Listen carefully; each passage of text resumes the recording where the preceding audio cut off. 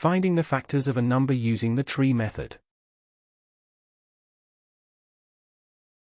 We can split a number into factors by using the tree method illustrated in the figure shown in the following example.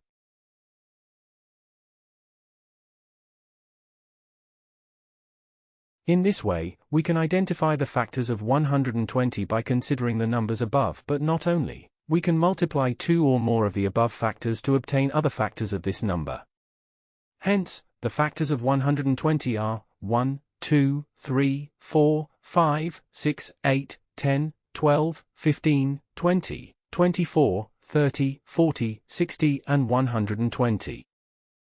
That is all for lesson 1.5.2. To continue this tutorial, please watch 1.5.3, Prime Numbers.